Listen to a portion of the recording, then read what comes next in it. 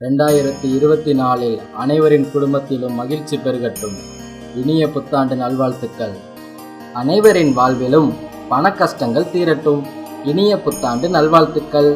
இந்த வருடம் முதல் வருமானத்தின் ஒரு பகுதியை சேமித்து வைக்க பழகுங்கள். செல்வம் செழிக்கட்டும்.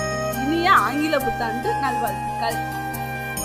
இந்த வருடம் முதல் தினந்தோறும் ஏதாவது ஒரு புதிய விஷயத்தை ஆர்வமுடன் கற்றுக்கொள்ளுங்கள்.